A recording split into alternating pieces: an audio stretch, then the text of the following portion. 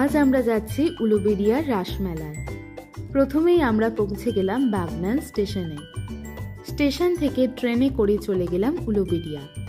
উলুবেড়িয়া থেকে টোটো করে যাওয়া যায় কালীবাড়ি, আর কালীবাড়ির ভেতরেই হয় রাসমেলা। আমরাও টোটোয় উঠলাম এবং পৌঁছে গেলাম কালীবাড়িতে। তবে টোটো আমাদের অনেকটা আগে নামিয়ে দিয়েছিল, তাই পায়ে হেঁটেই পৌঁছে গেলাম রাসমেলাতে। দুপাশের দোকান দেখতে দেখতে পৌঁছে গেলাম আমরা কালীবাড়িতে। ছোটবেলা থেকেই আমি এই রাসমেলায় আসি। ডিসেম্বর মাসের পরীক্ষা শেষ হলেই বাবা মার সাথে চলে আসতাম এই মেলাতে। খুবই ভালো লাগতো আমার এই মেলাতে ঘুরতে। এখনও প্রতি বছর চেষ্টা করি এই মেলাটাতে আসার। আজ আমরা এসেছি 3 বন্ধুতে মিলে, আমি, হরিত্রী আর দেবস্মিতা। আমরা 3 জন ছোটবেলাকার বন্ধু।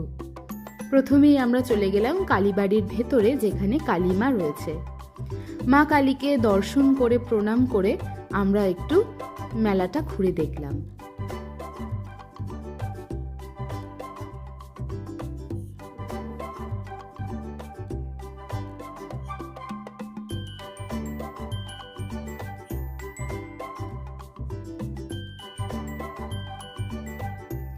মা কালীর পাশাপাশি এখানে কিন্তু আরও অনেক দেবদেবী রয়েছে। সকলকেই প্রণাম করে আমরা বেরিয়ে গেলাম মন্দির থেকে এবং চলে এলাম মেলায়। এখানে রয়েছে বিভিন্ন সফট টয়েজ এবং বিভিন্ন সাজগোজের জিনিসপত্র এবং সাংসারিক জিনিসপত্র। পুরো মেলা ঘুরে দেখে আমরা চলে এলাম যেখানে নাগরদোলা রয়েছে। এখানে একটু ঘুরে চলে গেলাম আমরা কিছু খাওয়ার জন্য। মেলা মানেই হলো ফুচকা, পাপড়ি চাট, মোমো। এখান থেকে আমরা নিয়েছিলাম পাপড়ি চাট, যেটা সত্যি বলতে খুব একটা ভালো তো ছিল না, কিন্তু তবুও মেলার খাবার। তারপর আমরা চলে গিয়েছিলাম একটু গঙ্গার ধারে, সেখানে গিয়ে খেয়েছিলাম মোমো। আর ছোটবেলায় এই আকর্ষণীয় পুতুলগুলো দেখতে কিন্তু আমার খুবই ভালো লাগতো। একটুখানি ঘুরে নিলাম এখানে, এবং এখানে রয়েছে রাধা কৃষ্ণের মূর্তি এবং তাকে ঘিরে অনেকগুলো সখী নাচ করছে। তো এই অটোমেটিকগুলো দেখতে কিন্তু বাচ্চাদের খুবই ভালো লাগে।